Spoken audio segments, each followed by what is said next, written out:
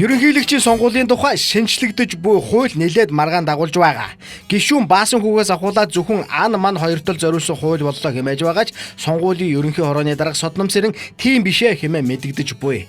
Гэхдээ Содном Цэрэнд итгэж болохгүй хоон гэдгийг өнгөрсөн зууны луйрын сонгуул харуулсан. Ямархуу холион бантан босныг үүнийг бичигч биевэр өөрийн нүдээр харж илээ. Санал авах 3 байраар ороход гурван дээр нь луйвар бичигдсэн байх ба тэр 3 байрны сонгогчийн хавтгай дээр 3 ам бүлтэй айлыг 6 ам бүлтэй болгож 7 ам бүлтэй айл дээр 14 сонгогч бий болгон бичсэн байсныг видеогоор баримтжуулан авч сонгон найрган дүүргийн сонгуулийн хороон дээр аваад өгсөн хэдий ч хавтгайдаа ийм байгаа мó гэж хэлээд ердөө тоож үзээгүй.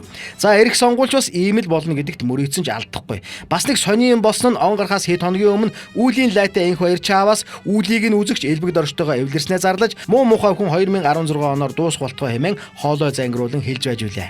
Тэгэхээр эдний хооронд ямар нэг тохироо явагдаж энх хоёрын үүлийн үр дуусаж 2017 оноос улс төрлөө орох визийг нь элбэг дорж дарж өгсөн байж болох юм. Гэхдээ мэдээж ерөнхийлөгчийн сонгуулиас гадуур шүү дээ. Элбэг доржийн шууд дэмжлэгээр Монгол Ардын нам ялж элбэг доржийн шууд оролцоотойгоор Арслан нам болон Арслан намын бүх лидерүүд хавтгайдаа ялагдсныг Алтан хуйгаас авахуулаад амтай болгон ярьж байгаа. Энэ бүхний цаана ерөнхийлөгчийн сонгуул Эрдэнэт 5 толгой гэх мэт асар том луйруудын арыг даах ажиллагаа явагдаж байгаа тул сонгуульд элбэг доржтонгууд араа дааж авран хамгаалах хүнээл ерөнхийлөгчд гаргаж ирэхгүй бол өөрсдөө оймсоо гозоозуулах цаг нэрсэн ард түмэнч элбэг дорж болон түүний хамсаатуудын оймсыг гозоозуулахыг туйлаас хүсэж байгаа тул энэ удаагийн ерөнхийлөгчийн сонгуульд нь элбэг дорж ба түүний хонглын гишүүдийн хувьд амьд үйсэн эцсийн тулаан болох нь ойлгомжтой юм. Ялбал луйвар үргэлжлэн ялагдвал оймсоо гозоолцуулна.